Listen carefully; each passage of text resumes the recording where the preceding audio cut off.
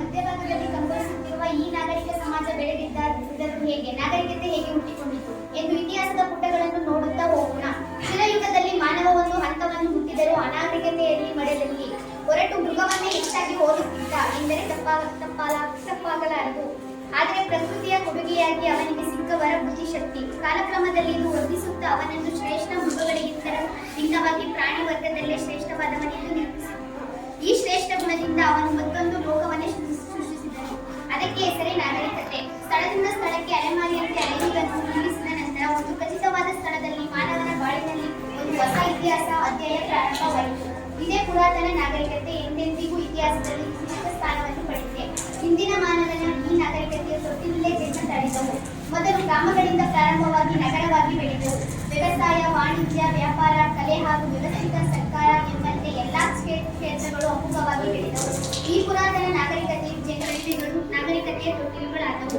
ಮಾನವನ ಜೀವಂತಕ್ಕೆ ಜೀವಾಳ ಆಹಾರ, ನೀರು, ಗಾಳಿ, ಫಲವತ್ತಾದ ನಾಗರಿಕತೆ ತೊಟ್ಟಿಲುಗಳು ತೂಗಿಕೊಳ್ಳತೊಡಗಿದವು. ವ್ಯವಸಾಯ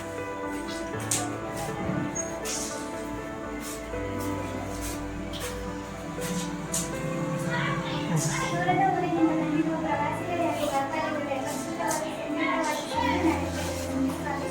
ಈ ಪ್ರದೇಶದ ವ್ಯಾಪಾರಿ ನಮ್ಮ ನಿಲದ ಧನ್ಯವಾದಗಳು. ತಮ್ಮ ಸ್ವಾಗತಕ್ಕೆ ನಿಮ್ಮ ನಾಡಿನ ವಸ್ತುಗಳ ಪರಿಚಯ ಮಾಡಿಕೊಳ್ಳಿ.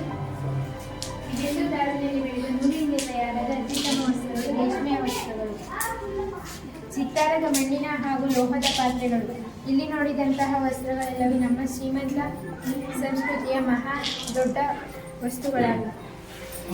ಅದ್ಭುತ, ತುಂಬ ಸೊಗಸಾಗಿದೆ. ಇಲ್ಲಿ ನೋಡಿ, ವಿವಿಧ ಮಣ್ಣಿನಿಂದ ಮಾಡಿರುವ ಮಣಿಗಳಿಂದ ಮಾಡಿರುವ ಆಟಿಕೆಗಳು, ಆಭರಣಗಳಿವೆ. ಹೌದು, ತುಂಬಾ ಸುಂದರವಾಗಿದೆ. ಅಲ್ಲದೆ ನಮ್ಮ ನಗರದಲ್ಲಿ ನೀವು ಕಂಡಿರುವಿರೆಲ್ಲ ಇಲ್ಲಿ ಕಂಡು ಬಂದ ವೈವಿಧ್ಯಗಳಲ್ಲಿ ಹೇಳ್ತೀರಾ? ಖಂಡಿತವಾಗಿ ನಾನು ಹಲವಾರು ಪ್ರದೇಶಗಳನ್ನು ಸಂದರ್ಶಿಸಿದ್ದೇನೆ.